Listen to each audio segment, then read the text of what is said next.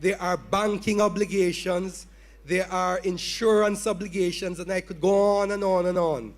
And all of them have a legal input at one level or another. We do hope you've gathered some valuable information from the highlights of the 11th Annual JBDC Small Business Expo and Conference. Thanks again for tuning in to Business Access TV, serious about business.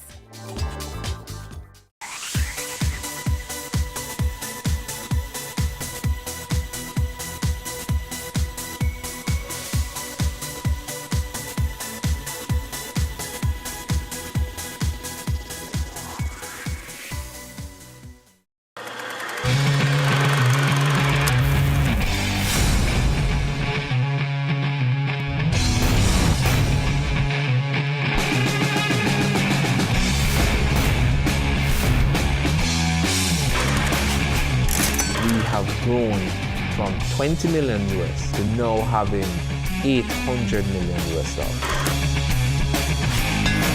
Knowledge, skill, and professionalism. Those are my tools and my armor. It's a big men don't cry, right? It's a big men don't cry, right? We were being robbed some $531,000. I've been angry to the point where I feel like I will kill people.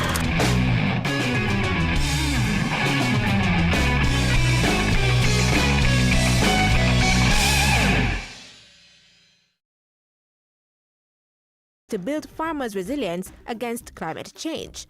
With over $250 million Jamaican dollars in funding, farmers in vulnerable communities are being trained in best practice methods such as land husbandry and equipped for rainwater harvesting and improved irrigation infrastructure. Beneficiaries are small farmers in the parishes of Trelawney, St. Mary, Manchester, St. Catherine, St. Thomas, St. Anne, and Clarendon. We journeyed into the hills of Low River in southern Trelawney to look at the work being done to harvest and distribute water to the predominantly yam farming community. The Low River Water Harvesting and Irrigation Scheme is just under $2 million. One of the systems that has been most far-reaching. The fact is that to date we have just about 70 householders that have been connected to the system, and that is directly impacting about 350 community members. This system comprises of an entombment. What we have done, we have improved the entombment. We have built a wall across this area here, about 5 to 6 feet in depth and about 12 feet across, and that has improved the water storage capacity significantly. It was about 9 feet prior to the intervention, and now the 6 feet that we have added brings it to about 14 feet in depth. To increase the flow of the water from the hill, the 3-inch pipes which connected the system before were changed to 6-inch pipes. And that is what accounts for the significant pressure that we observe down in the community.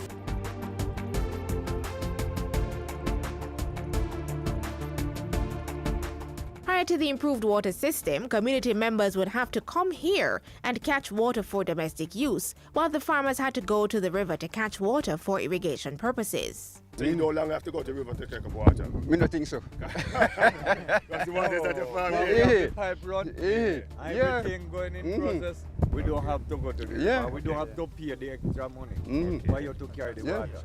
I think this water system would help us better now. Presently, we have an approximately 470 farmers who benefit from the system. These farmers presently cultivate some 267 hectares of land. We are encouraging farmers to farm what we call climate smart agriculture. And this project certainly is a way to assist these farmers in order for them to produce all year round and in order for them to support, especially the import substitution program that the government is presently promoting. The Low River Water Project was started in 2014 by the residents and Councillor of the Lorimer's Division, Paul Patmore.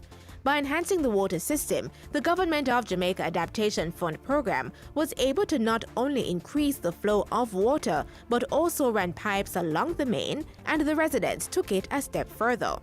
They have gone ahead and invested in pipes in black tanks to take the water from our distribution line into their household. So this is a real partnership between the community and the project.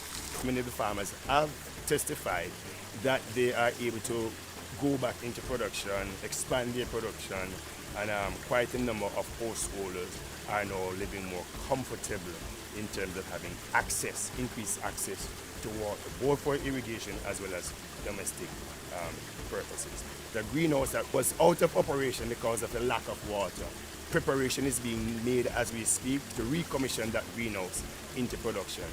Transportation comes as far as from St. Anne, Clarendon, Manchester to collect water, to carry back to those communities to service farmers as well as community householders or domestic as well as irrigation use. The next phase of the Low River Water Project is to connect the farmers with on-farm irrigation systems.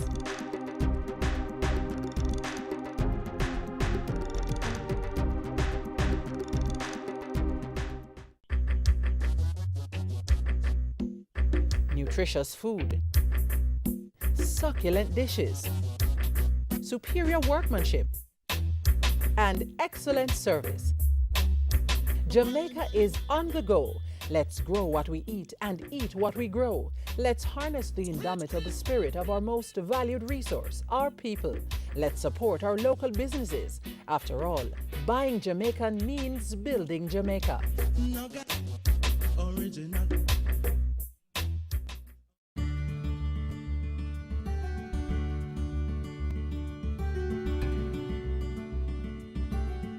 The Licensed Center of Excellence caters to students post-primary 13 years and up who have been assessed and who have been diagnosed to be on the intellectually disabled spectrum. That means they're either mild to moderate. The Digital Foundation was kind enough to give us this wonderful school so St. Thomas can cater more to these children who need special attention. This institution opened its doors September 2017. We have a wonderful team here. We have teachers who love children. We have an administrative and an ancillary staff who loves children. Most naturally, the campus coordinator loves children. So we are here catering to the needs of these children because we believe in adding value. These children have a lot to offer, but you can only unearth it with patience, with love, and with care. Because if they don't trust you, you can't win them. And so, we want these children to be independent. We want them to contribute to their families, to their communities, and the society at large. And so we're preparing them for the working world. So at the Licensed Center of Excellence, we are skill-based. There is room for improvement, and we welcome the hands to share so that we can care more. We offer theater arts. Yes, the children can do a little. We communication. We do math, but not the math you know of trigonometry. No, we are teaching them how to balance their books. So they know a lot of measurement and of course money. We offer to them home economics, food preparation, and a little clothing and textile. As you walk around our lovely campus, it's green vegetation. So we do a little bit of agriculture and we're able to give to our kitchen, and the children can get to take home. Of course, at a cost, because we're teaching them that everything comes with a cost because we need money to do other things. My students are interesting and we listen to them. One boy said to me, "Miss, me no want the way you do the school and I'm want to fill your block." And so I went out into the wider community and we're actually teaching our students how to lay blocks and they're enjoying it. In special, a lot of emphasis is placed on life skills. And life skills is taught in all the subject areas with extra emphasis coming from the guidance departments. So of course, License Center of Excellence is the place to be. My classroom is a corporate space. I facilitate learning. My students learn from each other. They help each other during the learning process. Enabling them, I make certain that I encourage them that there's nothing that they cannot do. And the motivation that they get from being a part of my classroom, the fact that we differentiate learning too in there and tiered activities are used, it makes no child feel left out.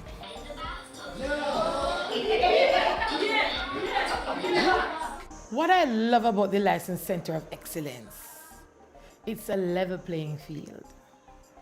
We exclude no one. So all activities, if it means you're to get assistance, be it from a classmate, a teacher, or from an ancillary worker, you're going to get the assistance because we believe in excellence. Excellence for all.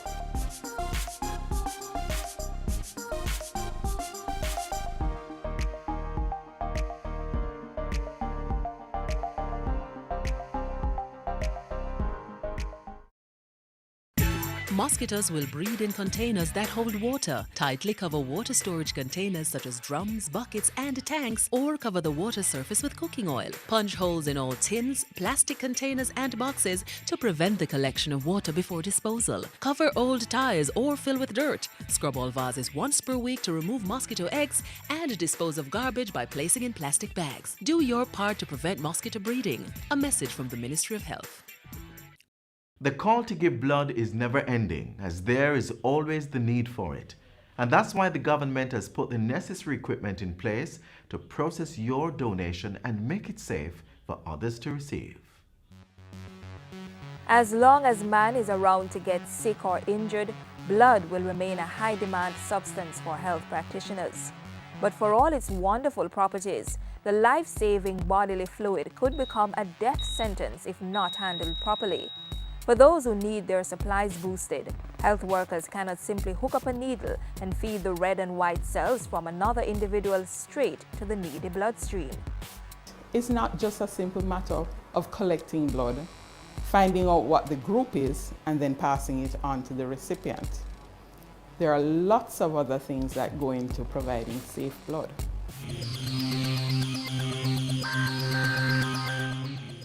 Think of blood like a home. Certain fundamental things like walls, floors, and ceilings are common to all, but the little things you put in over the years and experiences you have within those spaces make each unique to its owner. Like your home, blood can change owners, but you have to make some adjustments to have it meet the needs of the new recipient. That is what the technicians and health workers have to do before blood that is donated can be passed on to someone in need. The first step is to screen the donor to determine their medical history and suitability to donate. The screening is aimed at 1, protecting the donor, and 2, protecting the potential recipient. After that, it's a matter of sterilizing the donor's arm and proceeding to draw the blood. From there, the blood is taken to the lab, where it goes through a series of tests. Technicians look for things like blood groupings such as A, B, O, and Rh types, antibodies in the red blood cells, venereal diseases such as syphilis, HIV, the virus that causes AIDS, hepatitis B and C, which affect the liver, and HTLV, human T-cell lymphotropic virus type 1 and 2, a virus that weakens the immune system. At the island's blood bank, the National Blood Transfusion Service, tests such as these are carried out daily. For each unit of blood drawn, 2 sample tubes are also collected. These are referred to as the red and purple top. For accuracy, data on the tubes must correspond with the main bag. The purple top sample is used to screen for antibodies and blood groupings. Blood grouping is just as important as the infectious screening. This ensures compatibility for the recipients, that is, people of the same blood group receiving the same blood type. We do our ABO grouping here at the blood bank using the Diamed system. This technology is a gel system. It has microtubules, otherwise we call it as wells, and it has our anti-serum already in these wells. A drop of the donor blood is placed into each of these wells. It is incubated and put in a machine that spins the substance at a high speed. After this process, a reading is given. This is an example of a blood group. We can read it macroscopically. This is reading O negative based on the cells that are seen here. In VDRL testing, which checks for syphilis, a small amount of the serum or the white part of the blood is dropped into a tube and then incubated at 56 degrees Celsius. After 30 minutes, it is taken from the incubator, placed on a slide, mixed with an antigen, and then rotated at 180 degrees for 4 minutes. The slide is then placed under a microscope for reading. A positive sample for syphilis would show signs of lumps or flocculation. Samples from the main lab are taken over here for the human immunodeficiency virus HIV screening, as well as the human T-cell lymphotropic virus HTLV and hepatitis B and C screenings. The different reagents or chemical compound for each of these viruses are added to the blood samples and placed in this machine. The reagent will cause a color change to the sample, indicating a positive reading. Basically, it interprets this color change to a numerical value, which we can quantitate. Either if it's positive, it tells us the degree of positivity based on the numerical value, and if it's negative, we also get a numerical value, but we also have a cutoff value which can tell us whether it's negative or positive. Whole blood is never administered as part of safety measures. The whole blood is separated into components: red blood cells or packed cells, plasma, or white cells.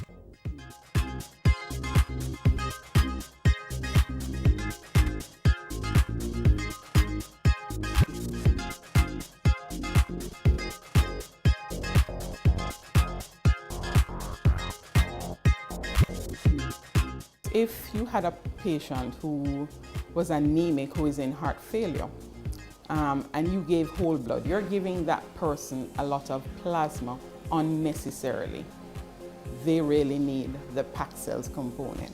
Not only is it unnecessary, but you put them at added risk of making the heart failure worse. So it is important to give just the component that is required. And the safety procedure doesn't end there. A cross-matching process is also done to identify minor blood groups that might interfere with a successful transfusion process. But once all the tests are done to satisfaction and the separation process is completed, you can rest assured that the blood to be administered is safe.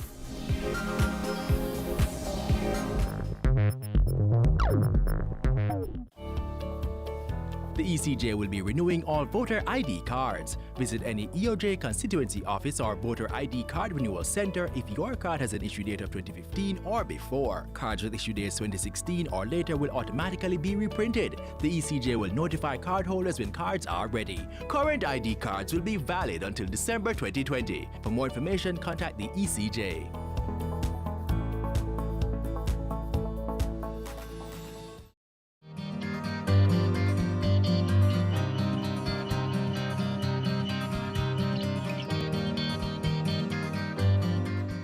It's time to go, but not before this word from the late author and spiritual teacher Eileen Caddy.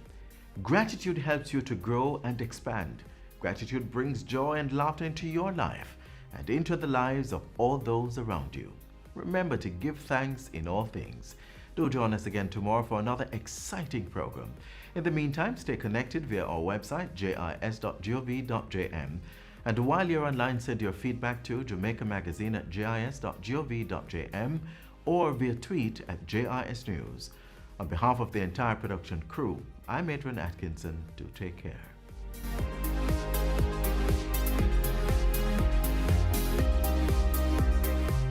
This has been a production of the Jamaica Information Service, the voice of Jamaica.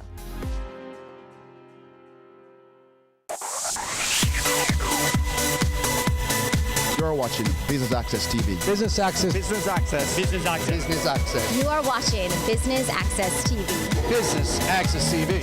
Serious about business. Serious about business.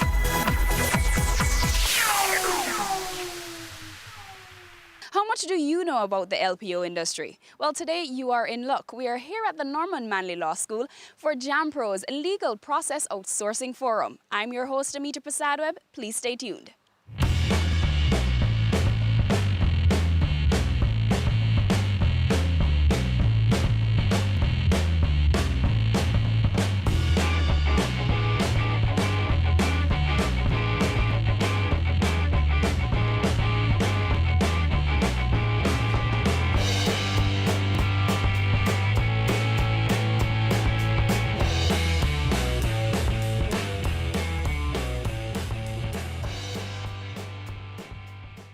So this forum is designed to define and explain legal process outsourcing. What are the risks? What are the challenges? We're aware that India is often given as the model for legal process outsourcing. And some of the similarities with our jurisdiction is that we have a common law system. We have lawyers who are trained proficiently in English. We have a tradition of an independent judiciary. I think it's on display right now. We also have, and I'm sure former graduate would agree with me, freedom of the press. And therefore, we have all the groundwork for being very similar to being very successful with LPO. But there are challenges, and we need to know them. And so I'm sure that this forum today is going to identify those for you. We hope that it will be a market that in 10 years from now, Jamaica will be a major player, but that we've managed all the risks and we're not doing it at a low level, but we are actually ensuring that we're engaging in high-level skills. Legal process outsourcing is simply the activity of retaining non-traditional service providers in the legal space to do certain kinds of legal work for companies and law firms in developed countries. So I don't need to be a lawyer. It depends on the work that you're doing. So, legal process outsourcing can involve work that doesn't necessarily require a lawyer, but generally speaking, lawyers are the ones delivering these services. Some countries have moved first on the opportunity to capitalize on some of this work now flowing out of places like North America and the UK. And those countries have certain things in common. They have a large number of English-speaking legal professionals. They have good IT infrastructure or ICT infrastructure. And they can deliver legal work, certain kinds of legal work, or in fact, a lot of the legal work we do for lower rates and at least comparable quality. The legal industry latched on to this LPO idea, and that's reflected in the value of the LPO industry. So in 2016, estimates vary, but reasonable estimates have the LPO industry in 2016 at $4 billion US. By 2024, estimates have the industry at 40 billion, around 40 billion US dollars. That's not just significant money, but it's even more significant growth over a very short time. Now, when I see these numbers, I think, how do we and how does Jamaica participate in this growth in a meaningful way? How do we get a sliver of that $40 billion that's up ahead? We don't need the entire 40, and in fact, we can't have the entire 40 billion. We need a sliver of that 40 billion. This is substantial business, and Jamaica is in a good position to participate in that in some way. We need to determine what that way is and how we do that. Currently, there are 6 key areas that are outsourced from North America and the UK. There's contract drafting, which involves playing a role in the process of how contracting is done by lawyers for their clients. So often you find, the contract, a draft is sent, it's negotiated, it's signed, but then everybody sets that down and it's forgotten. Nobody tracks the risks, nobody tracks the life cycle of that contract, whether they're staying inside the provisions or not, and that's become a key area for LPOs. LPO providers have gone to companies and said, well, let's take that off your hands. That's relatively low value but high risk work.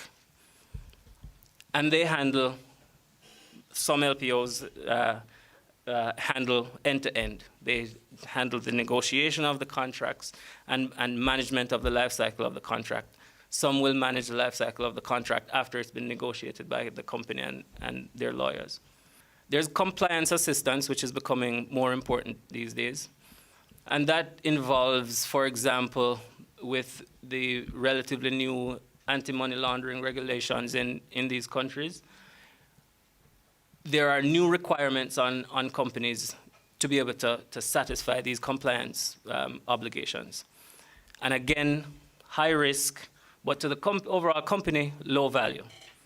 And this, again, is one of the areas where LPOs are doing well at going to the companies and offering well-trained lawyers to take care of this piece of what the company has to do.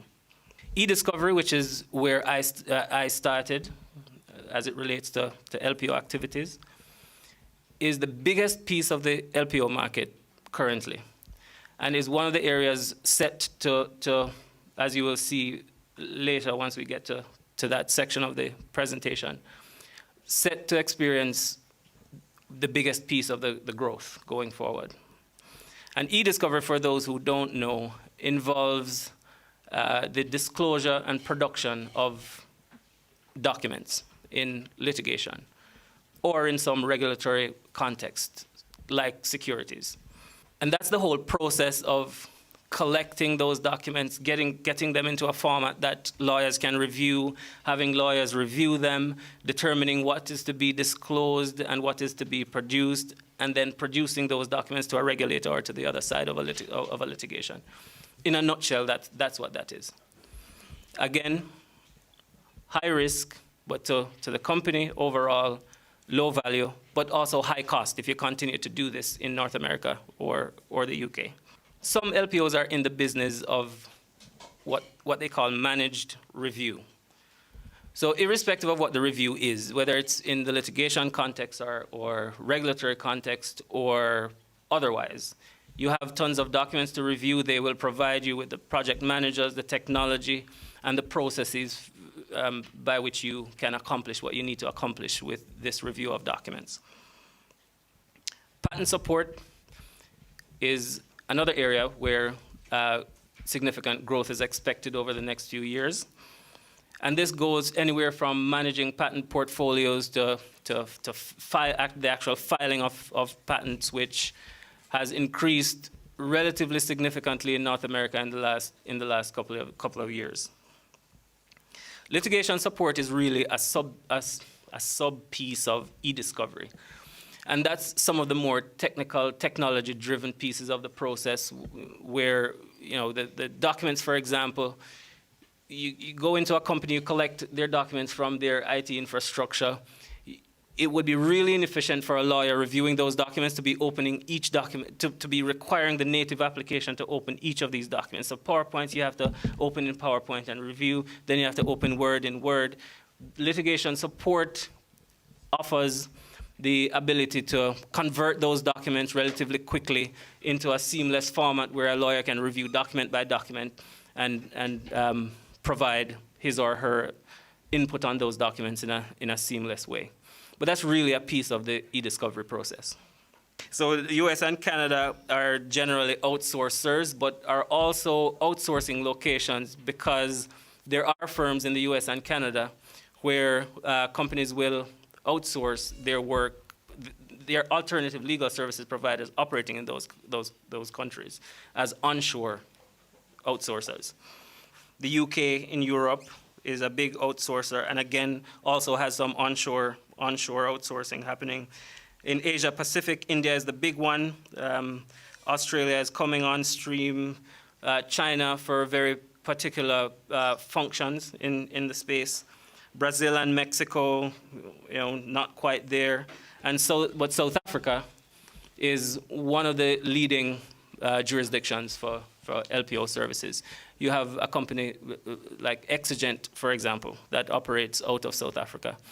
And we'll talk about this again later, but all these outsourcers, one of the key success factors for them is having boots on the ground in the countries from which the work is being outsourced.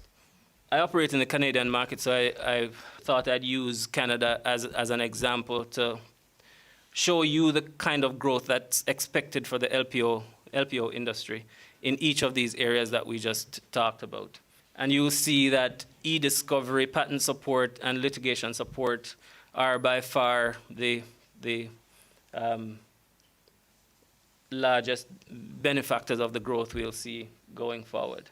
This information is there to plant the seed in your mind as to if you're thinking about getting into this space, where do you focus your energy? It makes sense to focus your energy on the areas where big growth is expected. How much do you believe in the viability of the LPO sector here, and why? I think it's a quite viable sector in Jamaica for a number of reasons. So first is Jamaica has a big supply of well-trained English-speaking lawyers who are able to deliver quality service for lower fees than companies or law firms can get in certain jurisdictions. Jamaica is also strategically located in the world. So we're right in the backyard of North America, for example, where we can almost seamlessly become a part of a legal team in that country, being on the same time zone, for example. We're close enough to the UK and have strong enough ties with the UK to be able to be an extension of a UK team as well. We have a common law legal infrastructure in Jamaica. There are legislation and laws in Jamaica that are modeled off laws from some of these countries as well. So it's not an unfamiliar place to do that kind of work or that kind of business. A few of the challenges that were mentioned earlier in regards to location, time zone, scalability, and then privacy. Can you speak to some of that? I'll take scalability first because I think that's one of the bigger limiting factors for Jamaica. If you compare Jamaica to India, for example, which is one of the main outsourcing locations in the world, the population is massive in India, and the number of well-trained lawyers you might get in India is a lot larger than it is in Jamaica. And Jamaica is restricted by the fact that we're not really that many people when you compare us to other places in the world. But what's interesting to note, though, is the impact that technology is having on some of the services that are outsourced is actually, I think, is a positive for Jamaica. Because with the technology now, you need less people to be delivering these services. And so I think that puts Jamaica in even a stronger position going forward. The LPO industry is rapidly growing. I mean, estimates vary, but we're looking at growth between 2016 or 2017 from $4 billion US to $40 billion US.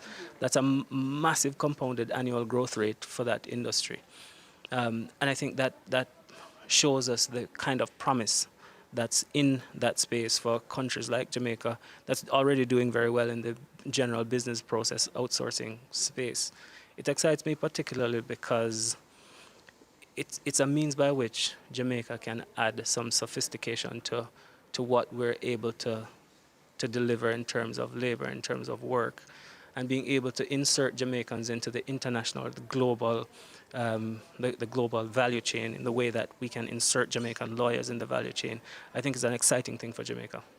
Speak to us about the LPO forum today at the Norman Manley Law School.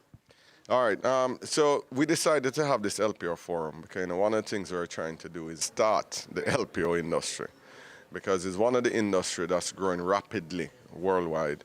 And I believe there's a tremendous opportunity for Jamaica to carve out a niche in this space. As you know, we have already been successful in the business process outsourcing industry. In a number of industries, we are doing it in healthcare, we're doing it in tech support, we're doing it in finance and accounting, we're doing it in HR. So we've been very successful in that industry, and a lot of the characteristics that drive success in that industry are the same characteristics that can allow us to be successful in the LPO industry. What would you say are some major challenges for a few of your attendees here today? To wrap their mind around the changing construct of the way work is done, and the changing characteristics of the legal profession. If you think about it, because of globalization, a lot of professions are being disrupted. You'll talk to architects who'll tell you people are now downloading drawings from the internet and just customizing it for the country. If you look at the whole BPO industry, work is sliced up, and you have people being hired with no degrees, for example, and they are trained to be specialists in a particular area. So in Jamaica, for example, we have people with 5 CSEC subjects who are doing level 3 tech support in a telecoms environment. Why? Because you can train them and create expertise and excellence, service excellence in people in specific slices.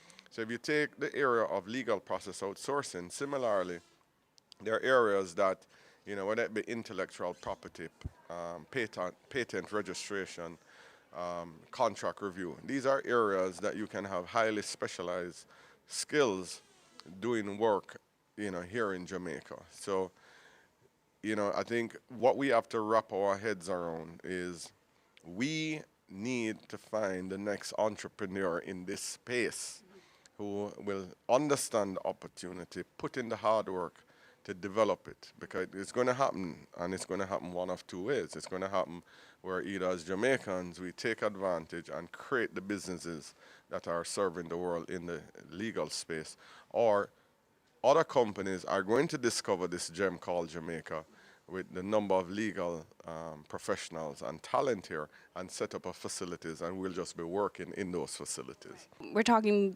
BPOs, LPOs now. What's next for JamPro and doing business in Jamaica? Right. So, we're on a mission. So obviously the BPO industry is, and let me say outsourcing industry, because it's very broad. We're looking to grow that industry significantly. We expect, right now we're at about 32,000 people. We expect to get to about 50,000 in the next 2 years. And we're always looking to enhance the portfolio mix of work that's being done in the country. So like anything else, you're trying to increase the complexity of work being done, because the more complex the work, the higher the pay in the right. So we really have our eyes on two things in that space. So to grow the numbers and to enhance the mix of work being done, because similar, if you think of what happened in the US, right, with outsourcing of manufacturing jobs. The thinking was, we'll outsource these lower-end jobs and do the higher value design work. But I think what they forgot in that equation is that not everybody can be a rocket scientist. Right. So you need jobs at all levels. So no different in our outsourcing space, you're going to have jobs at all levels. And what we're always looking to do is enhance the mix of those jobs. And by now you would have understood what LPO means. But stay tuned for more. We're going to a break.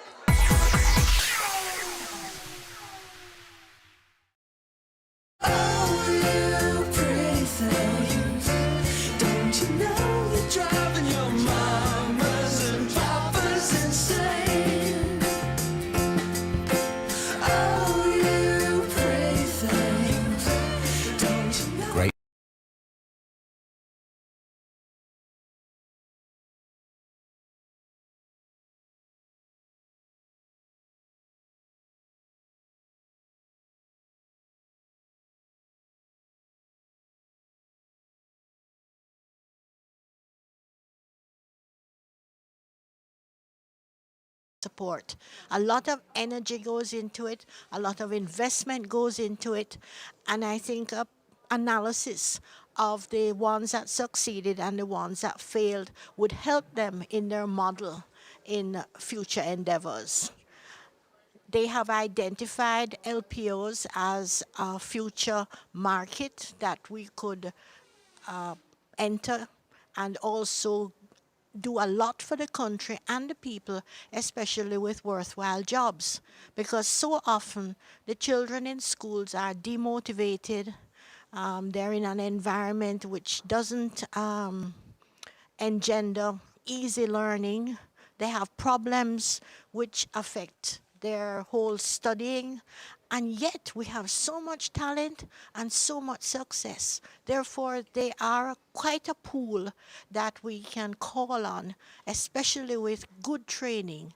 And what came out of the meeting today is in the conversation was that we need to change a culture so that they understand that going through school, it was a matter of scoring to pass exams, getting certificates, getting degrees. But now it's about creativity, innovation, credibility, reputation, and no mistakes. Because when you make a mistake, it's very hard to recover. And Marlon, the audience is asking if you could come up here to make a presentation, because I want to see more of you. To provide some guidelines as to creating the perfect LPO business, if that exists. The sliver we talked about, the sliver of that $40 million that we talked about. Thank you very much. How big that can be will be directly influenced by how much you can scale. Countries like India participate really substantially in that revenue in the market. And one of the big reasons is there are so many of them. And there are so many of the Indian population that are trained as lawyers. For Jamaica, what are we now? How big are we now? 2.7 million people. Of those, proportionately we're training a lot more lawyers than our market can absorb, but certainly not enough to power number 2 or number 3 LPO industry globally. That, however, is not a factor that's limiting enough to keep us out of the space. I say that because countries like Israel, most of the outsourcing Microsoft does is to Israel. That's as a result of a number of factors, including the fact that the guy who runs eDiscovery at Microsoft is from Israel. But they do well not just with Microsoft, but with companies like Microsoft as well. And they are participating meaningfully in that revenue, $4 billion it is now, that the market is seeing. So all that to say, scale's an issue, but don't think it's an issue that should hinder our progress in the space. Rates may be an issue. If we think in US dollars, you can get services from India as low as $10 US an hour. I'll just let that soak for a second. It may be challenging for Jamaica to deliver those services at those kinds of rates. India is the outlier in that respect. So countries like South Africa or Australia also can't deliver services at those rates. So that, again, shouldn't be the reason we don't play a meaningful part in the process. On the issue of rates and cost, Velma talked about the technology. In my practice at my firm, there are certain pieces of what we do that we offer on alternative fee arrangements. So we are able to say to a client, for a fixed fee of X, you'll get the work done. You don't have to worry about the hourly billings or whether it's going to be higher or lower. X is your cost. And we're able to do that because of what we've done with the technology. So we've tossed technology at these pieces of the process that takes away the human input that's required. And so that fixed fee, the margins on that fixed fee becomes bigger and bigger and bigger as we perfect the technology, because we need less and less and less human time input in the process. So technology is a key piece of how Jamaica could think about how we compete with respect to the rates that can be offered in other places.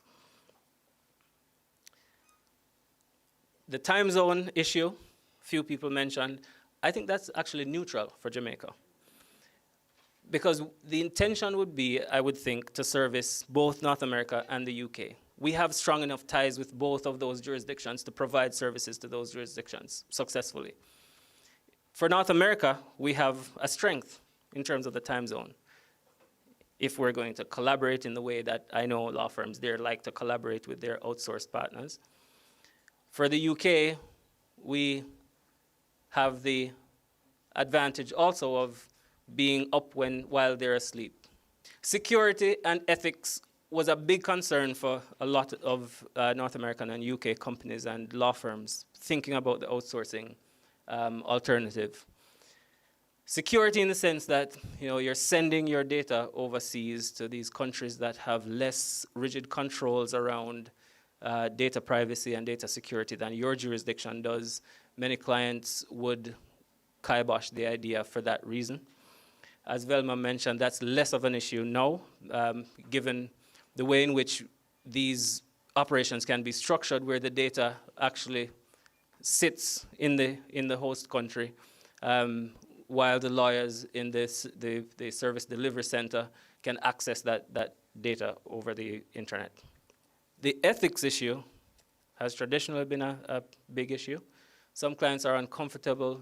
We know that North American lawyers and UK lawyers are trained to behave to a certain ethical code. The regulations are similar in terms of professional regulations, and people trust that, and people are comfortable with that.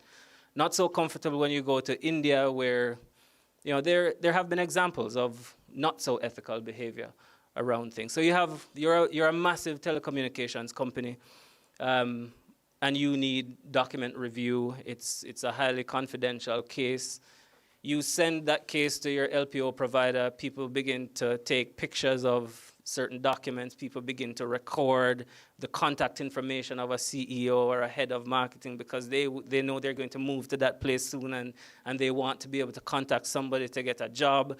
These are all things that have happened and have scared certain clients into not wanting to try the alternative depending on where it is. But LPO providers have responded to that with things like access controls for areas in which people are working. People can't bring cell phones in. The databases they work in are locked down to read only. People can't print information from the documents they're reviewing. So where we stand today is that, at least in North America and certainly in the UK as well, the market is much more comfortable from a security and ethics perspective. So again, that shouldn't be a barrier that stops Jamaica from participating in the space. So we were approached by JAMPRO to look at legal process outsourcing. We obviously are the strategic player in the market in that we provide vocational training for attorneys at law after they have completed their undergraduate studies. And we also have a research publication education unit, which also provides training beyond our core training of practicing as attorneys at law. So this was obviously an opportunity that we could not miss. What would you say was the benefit of this forum for attendees, I guess specifically the graduates of your law school? There were a mixture of persons in the audience, younger graduates, older persons who have been out for some time, looking at opportunities to be LPO providers, and also our young graduates, or the employability of our graduates is something we are concerned with. And I think the panel was able to set out a know-how, some of the risks, some of the challenges, and to explain the market so that people could better understand it. So really it was an educational forum. In regards to some challenges that were listed by your panels, it sounded like a lot of those can be worked out if lawyers partner with businessmen or entrepreneurs in order to get it off the ground. What are your thoughts on that? That's clearly so, that we're talking about entrepreneurs, whatever their sets of skills and competencies coming together to provide a space in the market. One of the challenges is scale, as was said, and so it's about people coming together and providing strategic partnerships to deliver the skills. So now you're having a forum on LPOs. What's next for Norman Manley Law School? The Norman Manley Law School is interested in providing the training. Many of us are trained abroad. I practiced in the UK for 10 years. We have a pool of people to pull on so that we can actually train attorneys in the kind of practices that will be required from the firms from the UK, the firms from the US. And so we provide the base training, pull in the talent from abroad. So we're looking at providing training so that our graduates can take up the opportunities. Special thank you to JAMPRO in association with Norman Manley Law School for putting on an informative session. I hope you've enjoyed the coverage of the Legal Process Outsourcing Forum. I've been your host, Amita Prasadweb, and thank you for tuning in to Business Access TV, serious about business.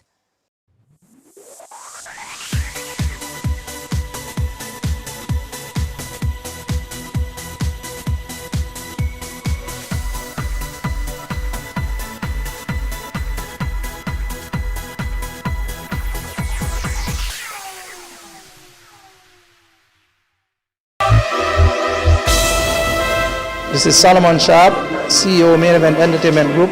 You're watching Business Access TV, serious about business.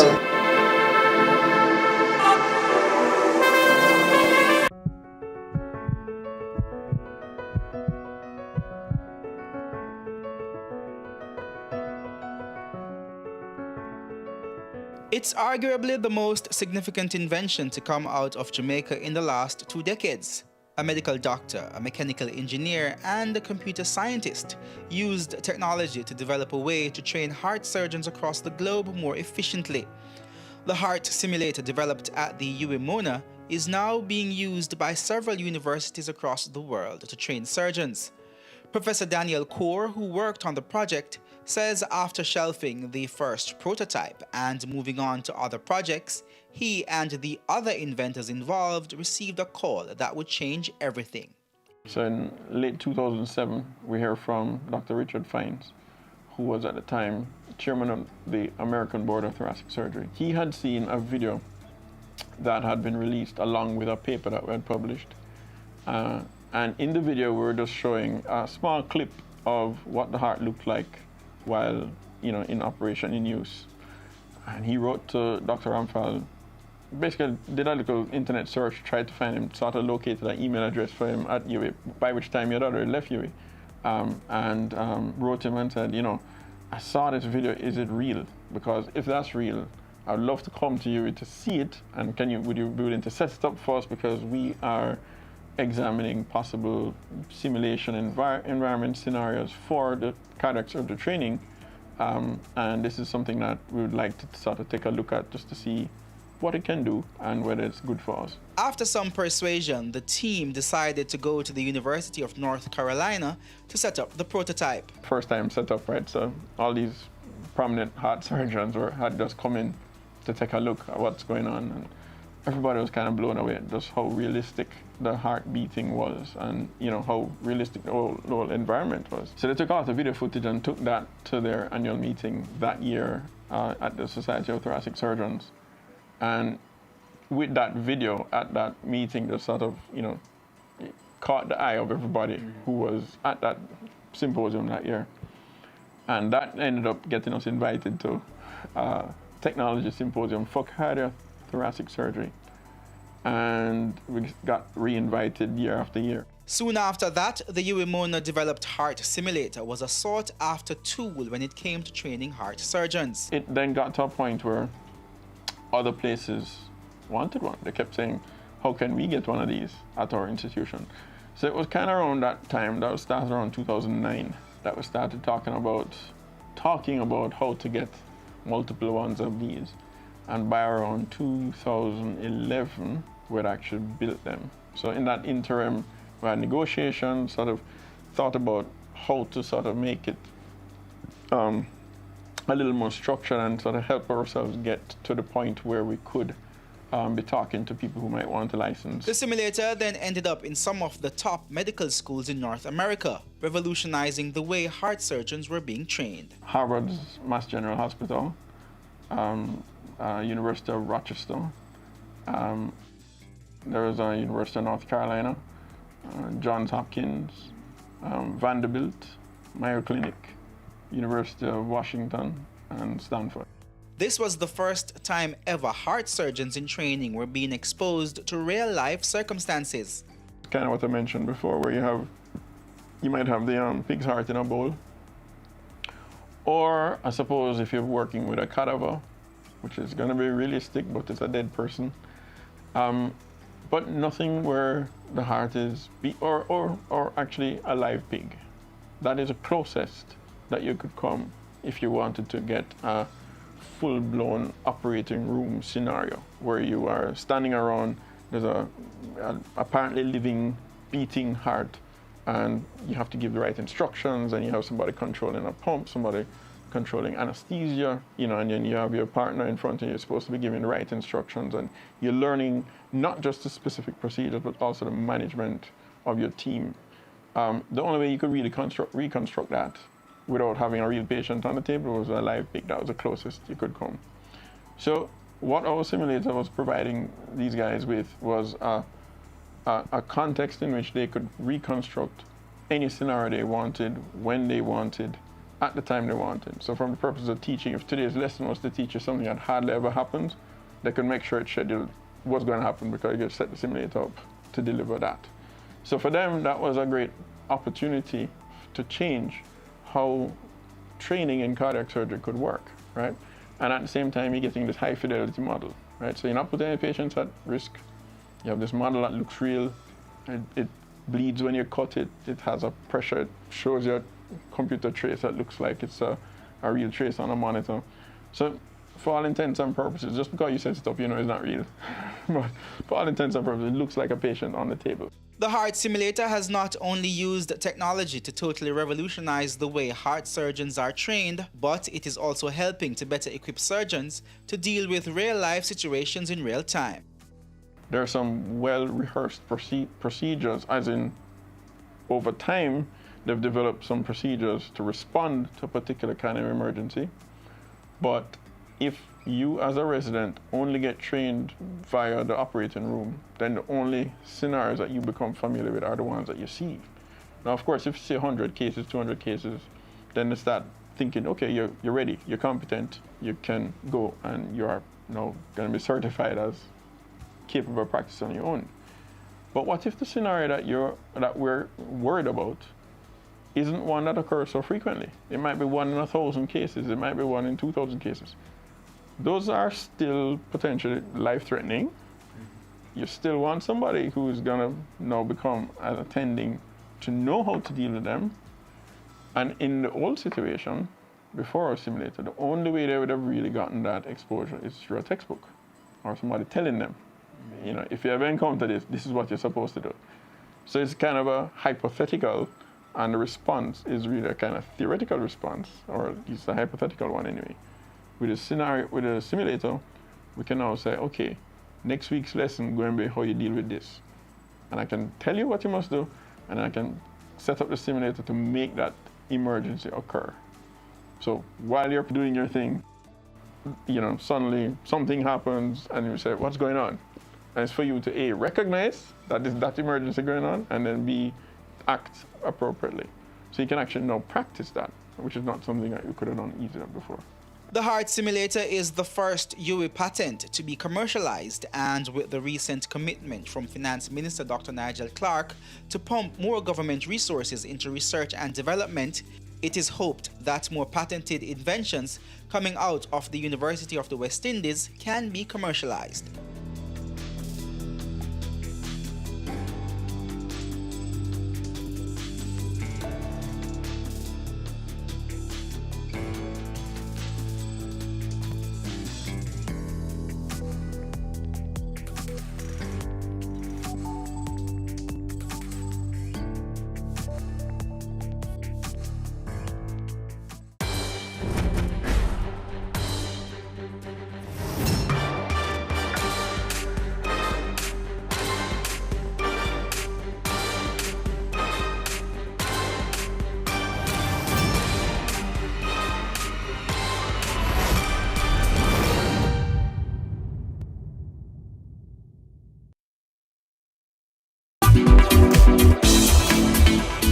My name is Herbert Chung, Executive Chairman, Co-Founder, Honeybun 1982 Limited. You're watching Business Access TV. Serious about it.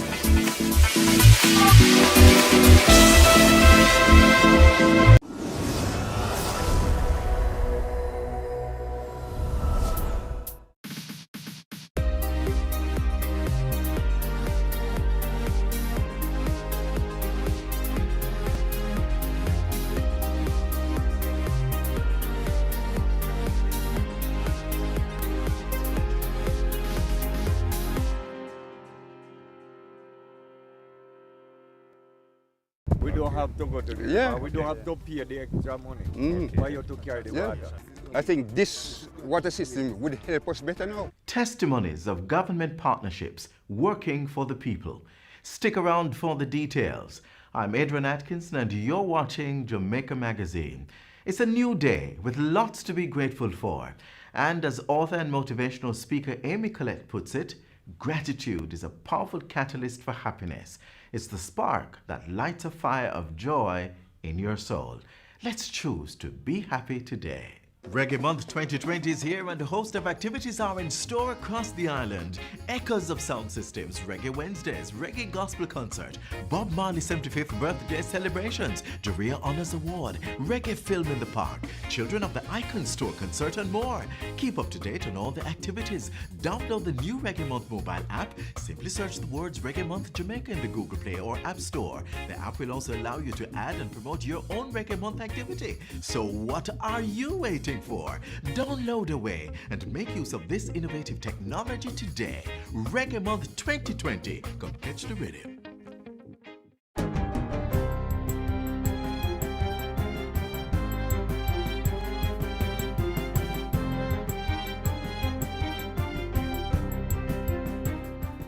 Good day, I'm Theodore Henry, and this is your JIS News for Thursday, February 13. The first patient placed in isolation has returned a negative test for COVID-19, previously known as the novel coronavirus. The Ministry of Health and Wellness says the results were received yesterday from the U.S. Center for Disease Control and Prevention. The patient, who arrived on the island from China on January 30, had been placed in isolation and will now be discharged. A sample taken from a second person who was isolated on February 10 is now being tested at the Caribbean Public Health Agency. CARFA is also testing a sample taken from a third Jamaican who has been isolated after arriving in Montego Bay from China with a fever on February 11. In the meantime, the Health and Wellness Ministry is reminding the public to protect themselves from infection through frequent hand washing, coughing and sneezing into tissue and discarding it, as well as avoiding contact with ill persons. Major development works will start on 4 health centers in St. James within the next 2 months. This will benefit about 15,000 residents and 70 healthcare workers across the 4 communities served by the Granville, Adelphi, Barrettstown, and Flanker Health Centers. At the recent launch of the program, Health and Wellness Minister Dr. Christopher Tufton said it was in line with government's 10-year strategic development plan for the sector. Apart from the upgrades that will be done, there's also going to be more personnel, more equipment, and greater levels of curative services. The program is spearheaded by the Jamaica Social Investment Fund and is being financed by a European Union-funded health center expansion program at a cost of $154 million. The European Union is strongly committed to both national and global health security.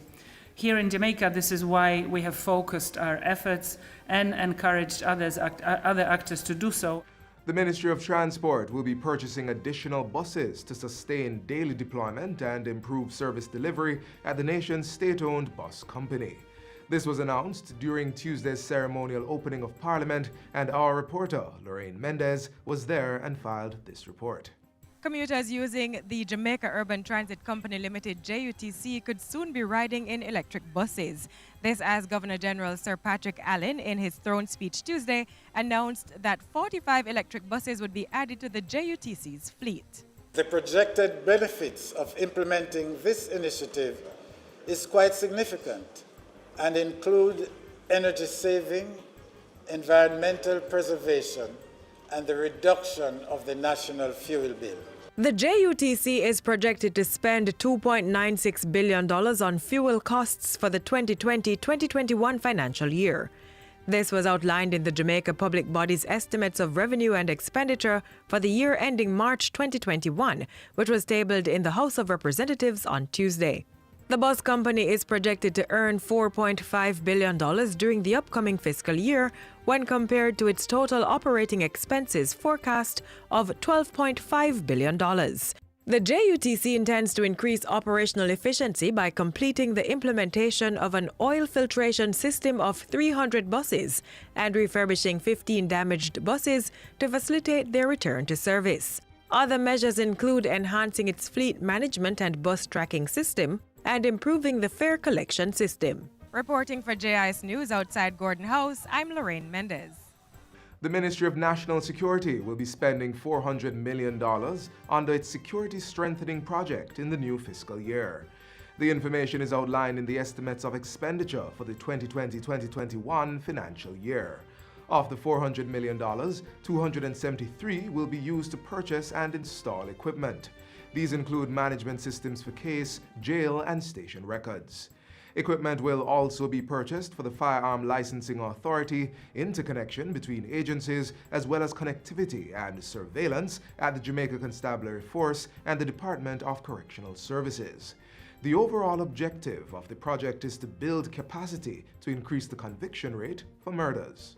This government is committed to improving not the working conditions of the police force and to providing the police with adequate resources to fight the criminal network. The project, which started in January 2018, will end in March 2023. It is being funded by the Inter-American Development Bank, IDB. In the meantime, 4 additional family courts are to be built in St. Anne's, St. Thomas, Spanish Town, and Port Moore. Justice Minister Delroy Chuck says this will be done as part of the approximately $200 million European Union funding support, which is being provided to finance institutional strengthening in the justice sector. We want to see results in terms of the court system themselves responding to the case backlog.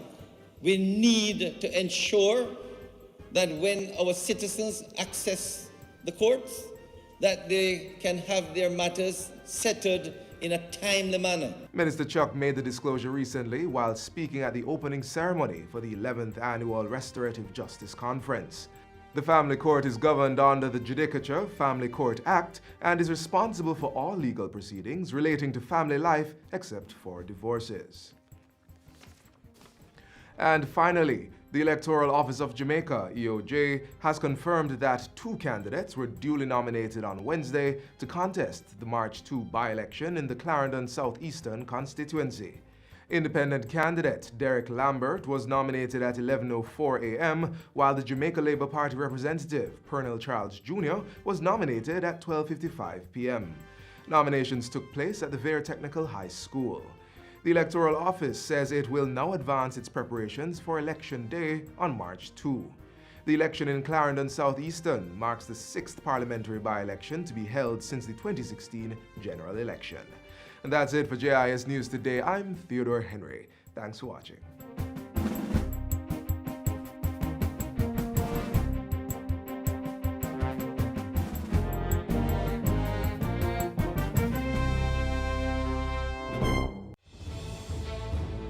Water is precious.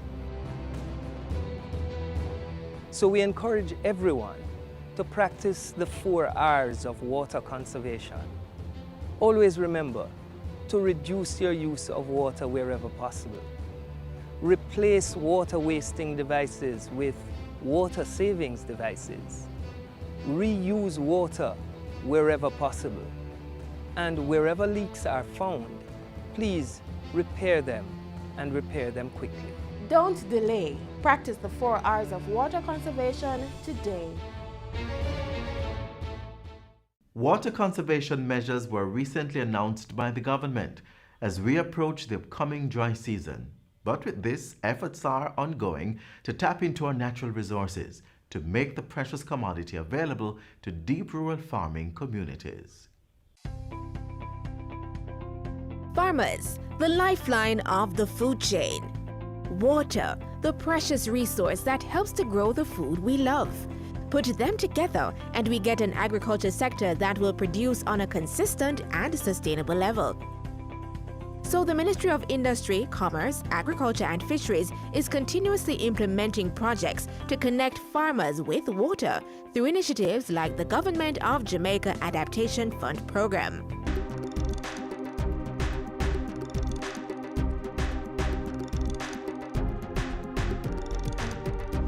The agriculture component of the GOJ Adaptation Fund Program is to build farmers' resilience against climate change. With over $250 million Jamaican dollars in funding, farmers in vulnerable communities are being trained in best practice methods such as land husbandry and equipped for rainwater harvesting and improved irrigation infrastructure. Beneficiaries are small farmers in the parishes of Trelawney, St. Mary, Manchester, St. Catherine, St. Thomas, St. Anne, and Clarendon. We journeyed into the hills of Low River in southern Trelawney to look at the work being done to harvest and distribute water to the predominantly yam farming community. The Low River Water Harvesting and Irrigation Scheme is just under $2 million. One of the systems that has been most far-reaching, the fact is that to date we have just about 70 householders that have been connected to the system, and that is directly impacting about 350 community members. This system comprises of an entombment. What we have done, we have improved the entombment. We have built a wall across this area here, about 5 to 6 feet in depth and about 12 feet across. And that has improved the water storage capacity significantly. It was about 9 feet prior to the intervention, and now the 6 feet that we have added brings it to about 14 feet in depth. To increase the flow of the water from the hill, the 3-inch pipes which connected the system before were changed to 6-inch pipes. And that is what accounts for the significant pressure that we observe down in the community.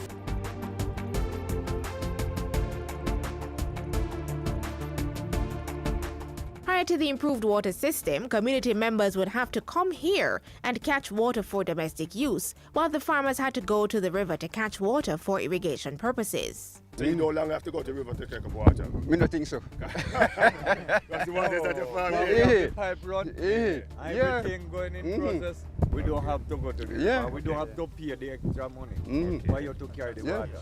I think this water system would help us better now. Presently, we have an approximately 470 farmers who benefit from the system. These farmers presently cultivate some 267 hectares of land. We are encouraging farmers to farm what we call climate smart agriculture. And this project certainly is a way to assist these farmers in order for them to produce all year round and in order for them to support, especially the import substitution program that the government is presently promoting. The Low River Water Project was started in 2014 by the residents and Councillor of the Lorimer's Division, Paul Patmore. By enhancing the water system, the Government of Jamaica Adaptation Fund Program was able to not only increase the flow of water, but also ran pipes along the main, and the residents took it a step further. They have gone ahead and invested in pipes, in black tanks, to take the water from our distribution line into their household. So this is a real partnership between the community and the project. Many of the farmers have testified that they are able to go back into production, expand their production, and quite a number of householders are now living more comfortable in terms of having access, increased access to water, both for irrigation as well as domestic purposes. The greenhouse that was out of operation because of the lack of water, preparation is being made as we speak to recommission that greenhouse into production. Transportation comes as far as from St. Anne, Clarendon, Manchester to collect water, to carry back to those communities to service farmers as well as community householders or domestic as well as irrigation use. The next phase of the Low River Water Project is to connect the farmers with on-farm irrigation systems.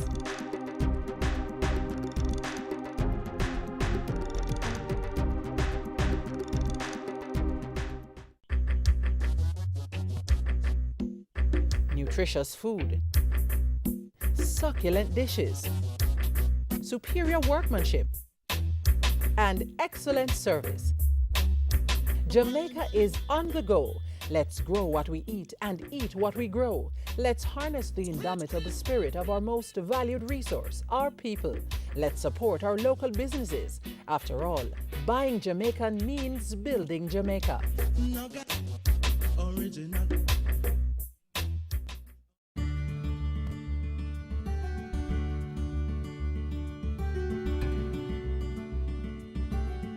The License Center of Excellence caters to students post-primary 13 years and up who have been assessed and who have been diagnosed to be on the intellectually disabled spectrum.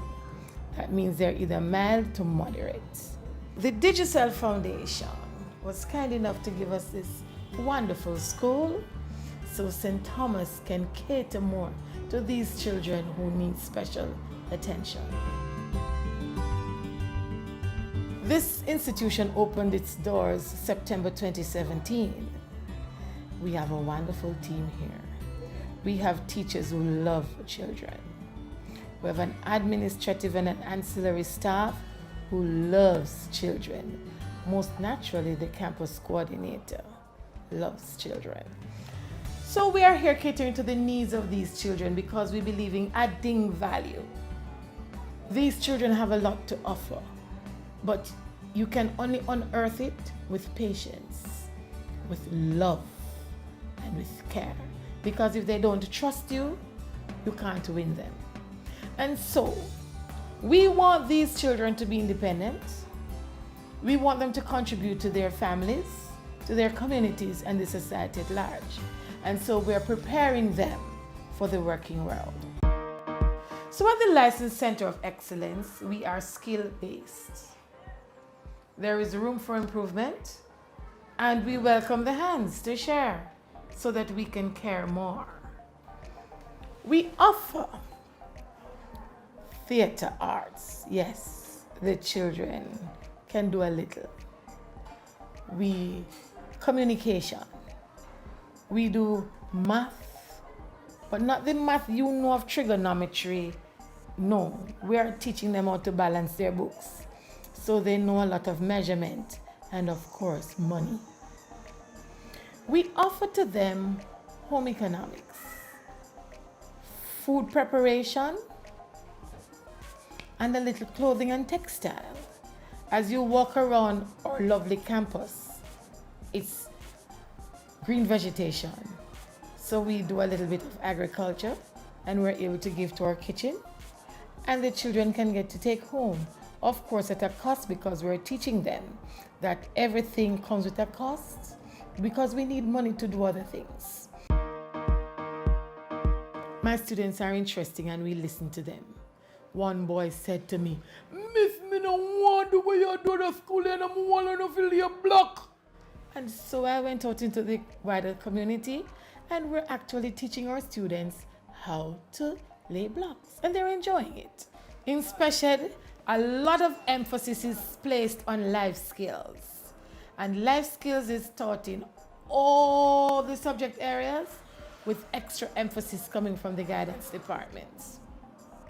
So of course, License Center of Excellence is the place to be. My classroom is a corporate space. I facilitate learning. My students learn from each other. They help each other during the learning process. Enabling them, I make certain that I encourage them that there's nothing that they cannot do. And the motivation that they get from being a part of my classroom, the fact that we differentiate learning too in there and tiered activities are used, it makes no child feel left out.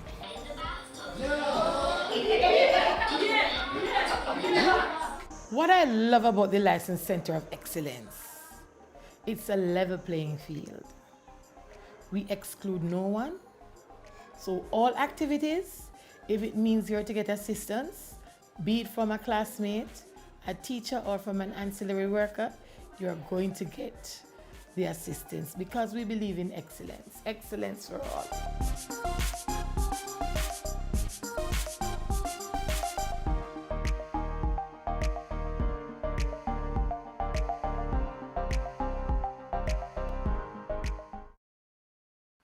Mosquitoes will breed in containers that hold water. Tightly cover water storage containers such as drums, buckets and tanks, or cover the water surface with cooking oil. Punch holes in all tins, plastic containers and boxes to prevent the collection of water before disposal. Cover old tires or fill with dirt. Scrub all vases once per week to remove mosquito eggs and dispose of garbage by placing in plastic bags. Do your part to prevent mosquito breeding. A message from the Ministry of Health. The call to give blood is never ending, as there is always the need for it. And that's why the government has put the necessary equipment in place to process your donation and make it safe for others to receive. As long as man is around to get sick or injured, blood will remain a high-demand substance for health practitioners. But for all its wonderful properties, the life-saving bodily fluid could become a death sentence if not handled properly. For those who need their supplies boosted, health workers cannot simply hook up a needle and feed the red and white cells from another individual straight to the needy bloodstream. It's not just a simple matter of collecting blood, finding out what the group is, and then passing it on to the recipient. There are lots of other things that go into providing safe blood.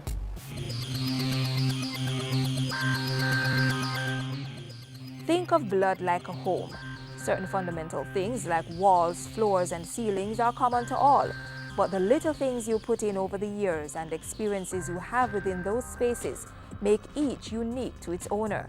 Like your home, blood can change owners, but you have to make some adjustments to have it meet the needs of the new recipient. That is what the technicians and health workers have to do before blood that is donated can be passed on to someone in need. The first step is to screen the donor to determine their medical history and suitability to donate. The screening is aimed at 1, protecting the donor, and 2, protecting the potential recipient. After that, it's a matter of sterilizing the donor's arm and proceeding to draw the blood. From there, the blood is taken to the lab, where it goes through a series of tests. Technicians look for things like blood groupings such as A, B, O, and Rh types, antibodies in the red blood cells, venereal diseases such as syphilis, HIV, the virus that causes AIDS, hepatitis B and C, which affect the liver, and HTLV, human T-cell lymphotropic virus type 1 and 2, a virus that weakens the immune system. At the island's blood bank, the National Blood Transfusion Service, tests such as these are carried out daily. For each unit of blood drawn, 2 sample tubes are also collected. These are referred to as the red and purple top. For accuracy, data on the tubes must correspond with the main bag. The purple top sample is used to screen for antibodies and blood groupings. Blood grouping is just as important as the infectious screening. This ensures compatibility for the recipients, that is, people of the same blood group receiving the same blood type. We do our ABO grouping here at the blood bank using the Diamed system. This technology is a gel system. It has microtubules, otherwise we call it as wells, and it has our antisera already in these wells. A drop of the donor blood is placed into each of these wells. It is incubated and put in a machine that spins the substance at a high speed. After this process, a reading is given. This is an example of a blood group. We can read it macroscopically. This is reading O negative based on the cells that are seen here. In VDRL testing, which checks for syphilis, a small amount of the serum or the white part of the blood is dropped into a tube and then incubated at 56 degrees Celsius. After 30 minutes, it is taken from the incubator, placed on a slide, mixed with an antigen, and then rotated at 180 degrees for 4 minutes. The slide is then placed under a microscope for reading. A positive sample for syphilis would show signs of lumps or flocculation. Samples from the main lab are taken over here for the human immunodeficiency virus HIV screening, as well as the human T-cell lymphotropic virus HTLV and hepatitis B and C screenings. The different reagents or chemical compound for each of these viruses are added to the blood samples and placed in this machine. The reagent will cause a color change to the sample, indicating a positive reading. Basically, it interprets this color change to a numerical value, which we can quantitate. Either if it's positive, it tells us the degree of positivity based on the numerical value, and if it's negative, we also get a numerical value, but we also have a cutoff value which can tell us whether it's negative or positive. Whole blood is never administered as part of safety measures. The whole blood is separated into components: red blood cells or packed cells, plasma, or white cells.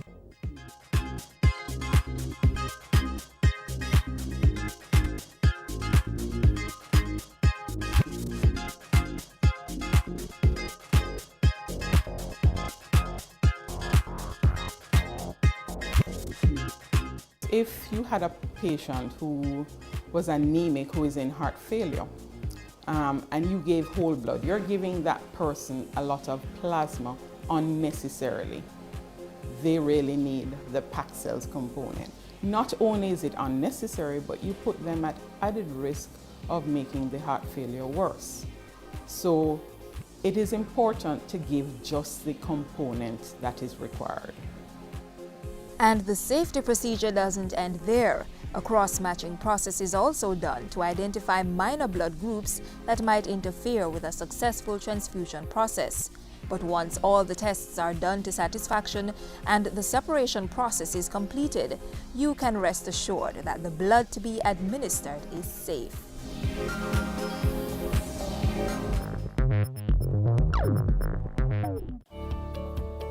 The ECJ will be renewing all voter ID cards. Visit any EOJ constituency office or voter ID card renewal center if your card has an issue date of 2015 or before. Cards with issue dates 2016 or later will automatically be reprinted. The ECJ will notify cardholders when cards are ready. Current ID cards will be valid until December 2020. For more information, contact the ECJ.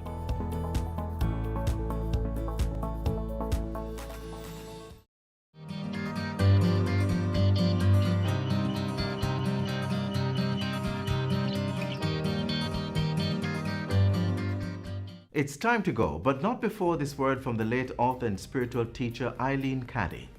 Gratitude helps you to grow and expand. Gratitude brings joy and laughter into your life and into the lives of all those around you. Remember to give thanks in all things. Do join us again tomorrow for another exciting program. In the meantime, stay connected via our website, jis.gov.jm. And while you're online, send your feedback to Jamaica Magazine at jis.gov.jm or via tweet at JIS News. On behalf of the entire production crew, I'm Adrian Atkinson. Do take care.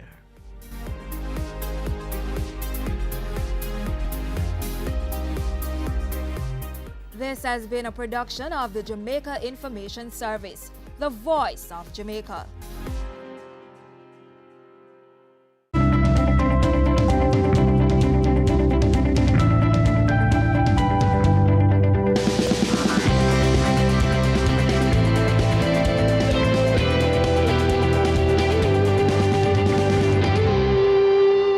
Hi, I'm Michelle Smith and I'm the CEO of Chocolate Dreams Limited.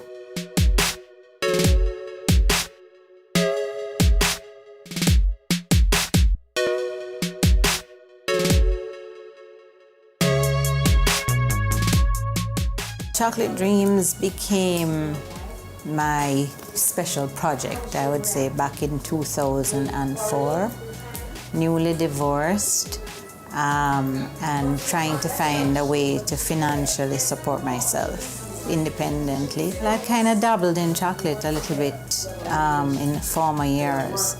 I had a store called Nice and Naughty, but the store was way before its time. It was a novelty store, and so I made novelty chocolates. And so I knew how to make chocolate from then, so it was just a natural segue into producing chocolate. Our business started out very small with strictly chocolate truffles and chocolate pieces with centers. I tried to stick to Jamaican flavors because that's most popular. So we have things like chocolate covered tamarind balls, sorrel centers. So I try to fuse Jamaican flavors with my chocolate. We also have a chocolate fountain rental service. We cater to hotels, restaurants, cafes. We also provide to the corporate sector. So we provide companies with chocolate items that they need for events, special events, etc. And we also supply from 9 to 100 years old.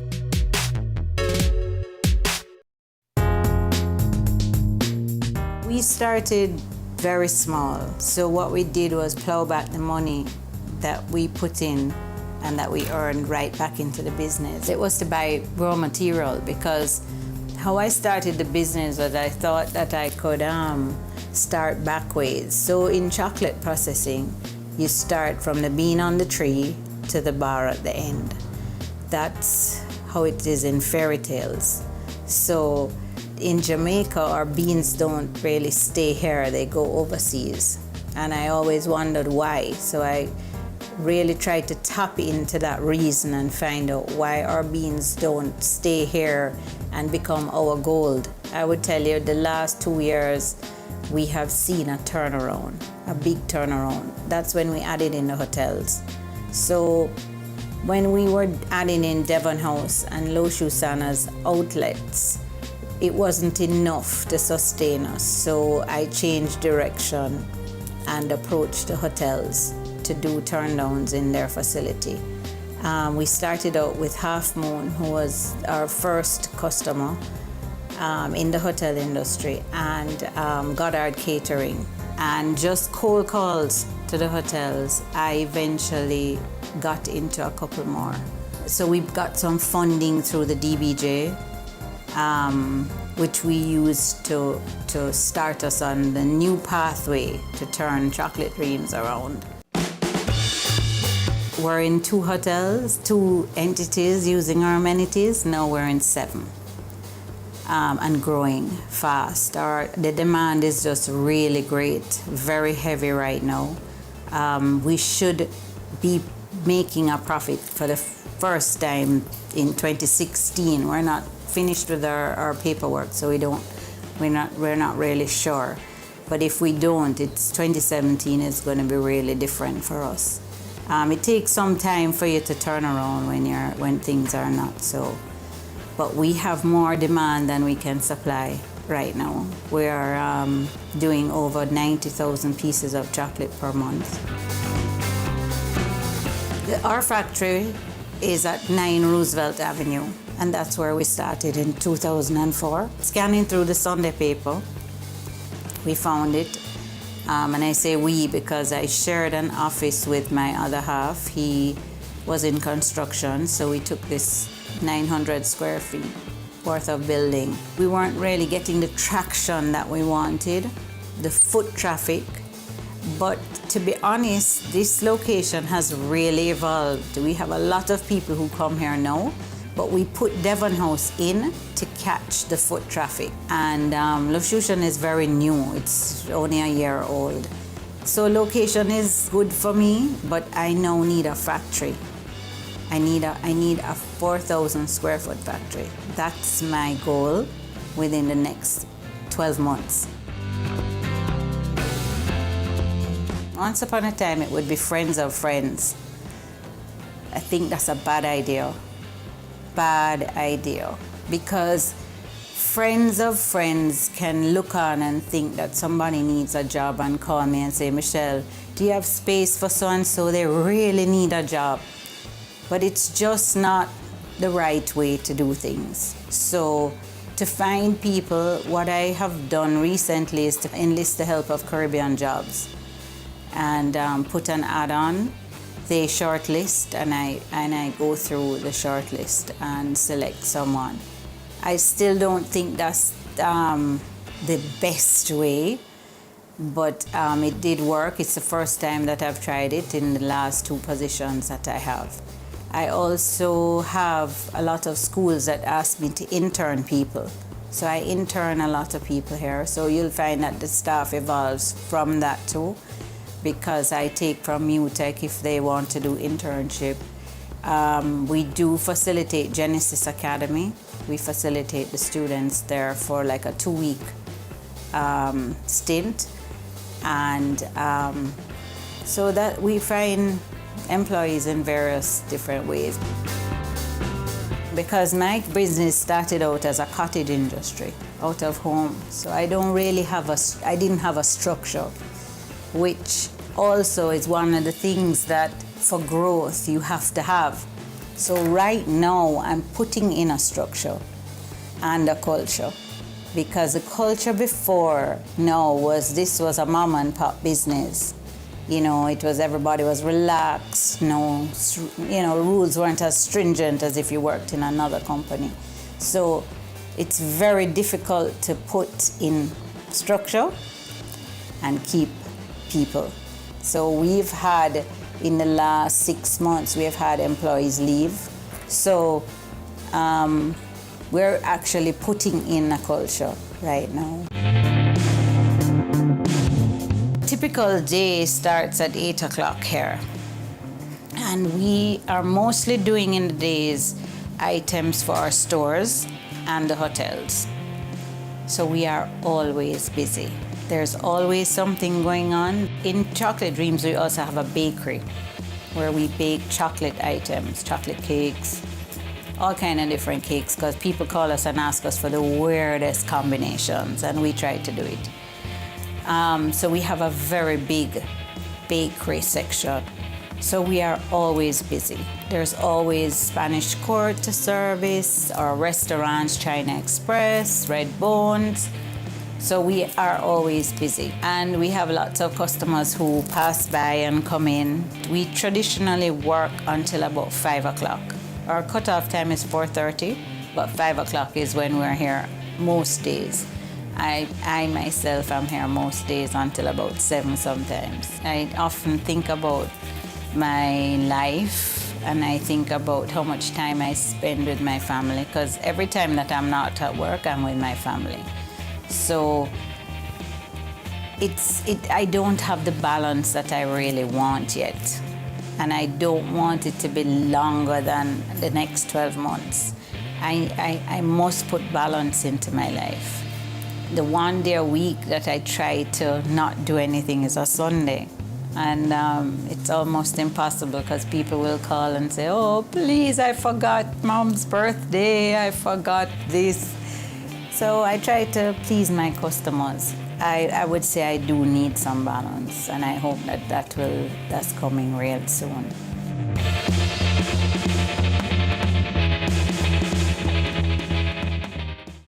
Take the guesswork out of improving your IT infrastructure.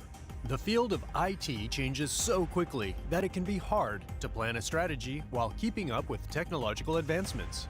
Yet, without a strategic roadmap built on data-driven insights, your staff can be overworked, spending excessive time putting out technical fires, instead of focusing on strategic tasks that fulfill core business needs. Our IT consulting services are the first step towards transforming your enterprise IT and improving your business efficiency. Our experts have the industry experience and best-in-class tools to methodically assess your entire support operation. We look at your IT support services holistically, identifying improvement areas that will have the greatest impact on employee productivity, service levels, and customer satisfaction. Need help improving your infrastructure uptime? Contact us to discuss a solution that will provide you greater productivity and efficiency. Email info@dodgen.global. Website https://dodgen.global.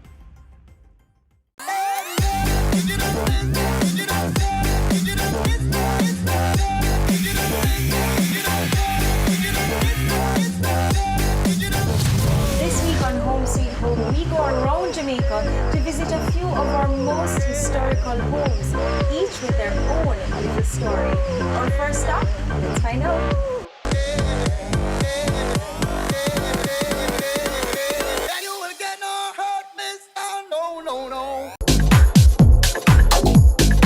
Hi, it's Novia MacDonald White, Senior Associate Editor at the Jamaica Observer. And guess what? You are watching Business Access Television.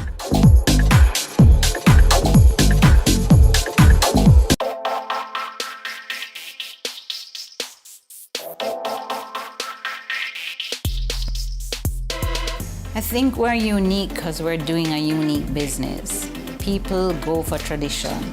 People go for money. I'm in it for the money, yes, but I'm also into providing something that makes people happy. I like to see people happy. It gives me great pleasure when people open a box and they look and they're happy and their faces light up. People love chocolate. So if it's one thing, you know, you're going to Chocolate Dreams, you're going to be happy. And that's what makes us unique.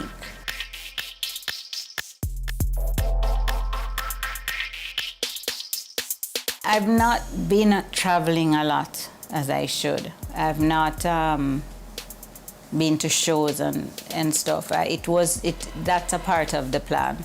I'm going to start going back but I keep trendy because I have friends who are in the business all over the world. And the chef that I trained with in Belgium, Chef Bart, he's on Facebook. So I get to see his products. I go on Pinterest, I keep up to date using the computer, and the computer has really been my guide over the last 12 years. You know, I subscribe to confectionery news, I keep up with the trends in the States through different sites and Facebook pages and Instagram, Twitter. I'm a very big social media fan.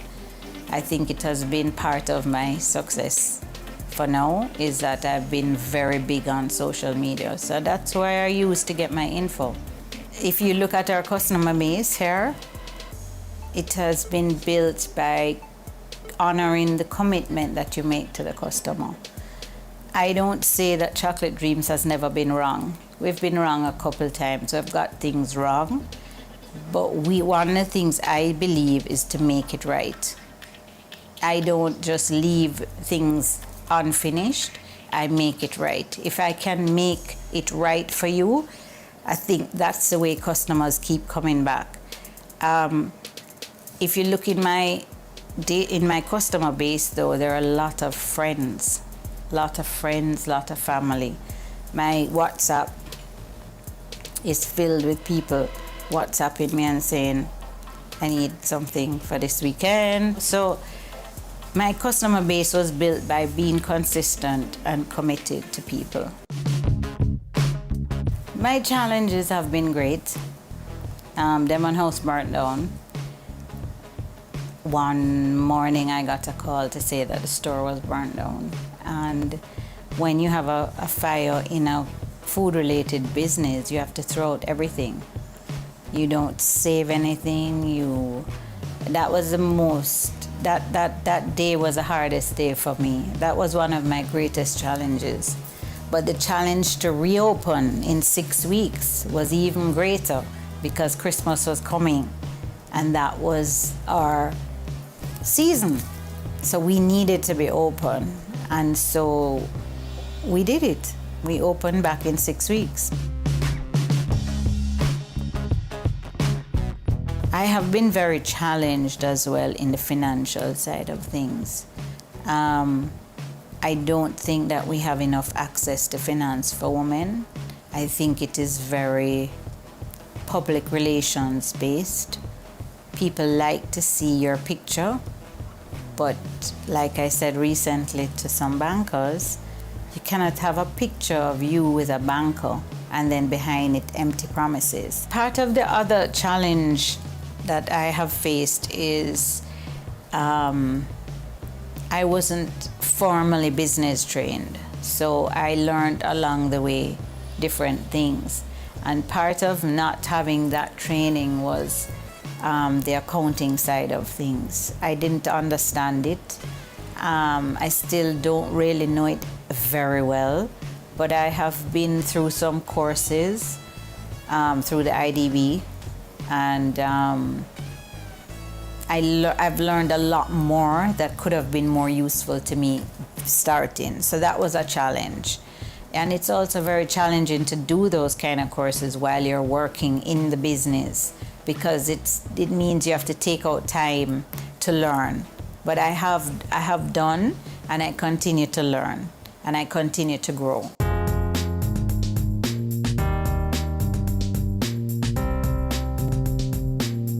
One of my biggest failures was to think I could have friends working for me. And I think when I say failure, it's because you can't work with somebody and be friends. I just don't think it happens. I think it's rare, and I think that was one of my biggest failures. But I don't see things a lot as failures, you know. I see them more as stepping stones to growth, because everything that has happened to me, I've used it to improve on the next challenge. I can't prevent, because I'm human and I do make a lot of mistakes.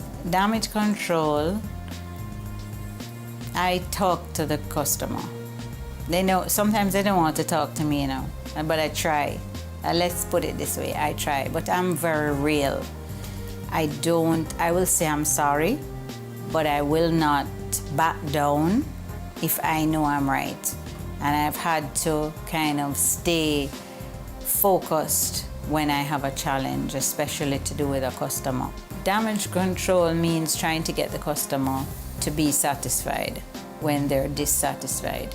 So a lot of the times we'll give them an extra discount, we'll give them a gift certificate, things like that.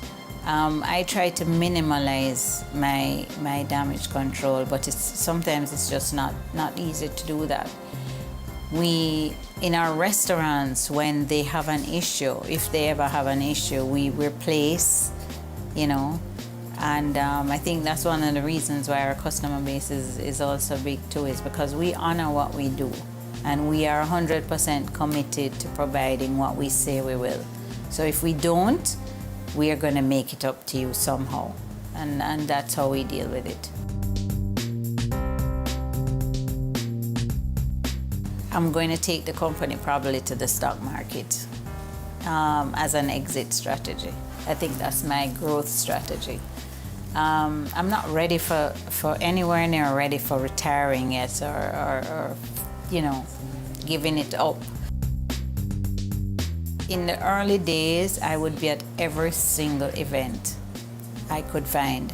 And my two favorite charities are the Heart Foundation and the Cancer Society. And in the early days, they had a function every single year. And I would be there, Chocolate Dreams would be there. Still am at Heart Foundation, but not so much the Cancer Society. So that's the things that I associate myself with. So every chance we get to be somewhere or make an alliance with someone, we do that. And that's been my main form of marketing, and along with social media. I mean, I've done things that I don't think anybody else would do to succeed. I would climb the highest mountain to succeed because I know I can do it. What I do every day is I think about the challenges that I've had in a day. And when I go to bed at night, I lay those challenges to rest. And I wake the next day thankful for yesterday and its challenges.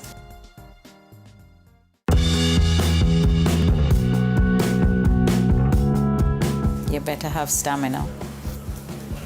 It has to be stamina. You have to have the stamina for it. I've always had that drive to to succeed. So I have that work ethic. Success is achieving what you set out to achieve and being happy. My goal in life is to be able to pay my bills and have a little to enjoy myself. I don't really think that I, want a palatial house, and I'm not that way. I think I'm more a real person, and I just want to enjoy my family, my granddaughter, my daughters, my other half, and travel, and that's success. My greatest fear for the business is that we can't survive the challenges. That's the greatest fear that I have. I don't think about it a lot. I just have to bring up a positive thought to my mind and move on.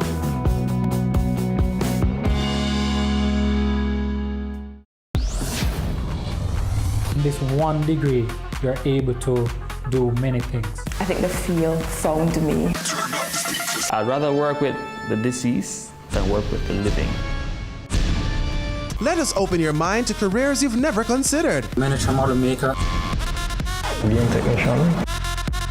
Animator. Youth empowerment. Career moves. Anywhere money is, that's where I am. My name is Herbert Chung, Executive Chairman, Co-Founder, Honeybone 1982 Limited. You're watching Business Access TV. Serious about business.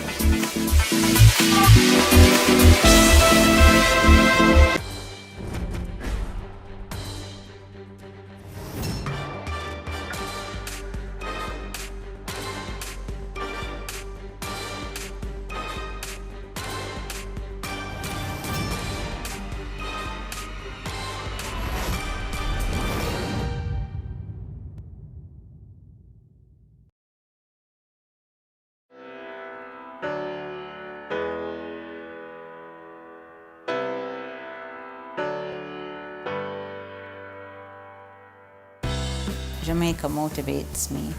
It makes me want to succeed because I know that Jamaica is my home. And so I'm motivated to help to make this place a better place, no matter what. Other things that motivate me is my spinning class. I spin twice a week, and I'd have to say I have two awesome instructors. I've had them for about 4 years, and their personality has imparted things on me that I have used to motivate me. So every Tuesday and Thursday when I go and I do a class, they manage to keep me in focus for the hour and get me thinking on the things that are really important, which are not things of the world. My greatest inspiration I'd probably have to say my dad. Because he brought me up along with my brother and sister by himself. My mom and him divorced when we were very young, and he brought us up on his own. He took us to school, he combed our hair, he just was my everything. And I think despite all of his challenges, despite everything that happened in his life, he managed to produce 3 successful children, and he managed to have a good life, and I'm happy about that. What's my favorite aspect? Coming through the airport and having a customs officer say, "I saw you on TV." Because out of the clear blue sky, I don't think I'm in any way a celebrity, okay? But coming through there and giving her the form, and she reads it and she look up and she said, "But I saw you on TV." That's probably one of the greatest things. Or going into school and seeing the children and having them, "Oh, chocolate dreams," and they're all excited. I love that. And I also have a little granddaughter who loves chocolate. So that's another it's the children and the chocolate. I love that. There are a couple of things that I attribute to my success. And one, it is lessons learned. I've learned a lot of lessons that have helped me to move along. I've learned not to be disappointed in people, because I've had some employees that I have been greatly disappointed in. And it has taught me not to view people as I think they should be, but to accept people as they are. And that's a part of my success. My most satisfying moment in business was when I got a phone call from the Gleaner to say that I had won the Gleaner Honor Award in business. That was my most satisfying moment. I would have to say hobbies. What's that? And in my spare time, which is very little, I go to the gym. I have a group that I gym with, and I spin, and those are my hobbies, plus playing with my granddaughter. I think that's a hobby too, because she lives with me. I love presents. I love when I get flowers or anything. I just like getting gifts. That makes me very happy, very happy. It makes me know somebody is thinking about me, and I'm not fussy about it. I'm not fussy about what I get. I just like getting things.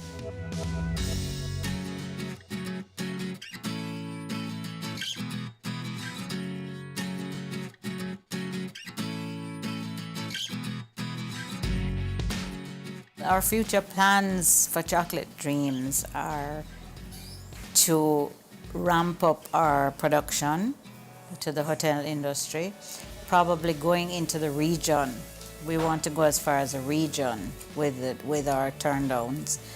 So we are looking to some equipment, some very big equipment that will help us be more productive and efficient, and to have a factory where people can come and visit and enjoy chocolate and be happy. My advice to entrepreneurs is make sure you have a very big bank account before you step into entrepreneurship. Make sure you have mommy and daddy that can feed you 3 times a day, and make sure you have the stamina for the task, because nothing good comes easy.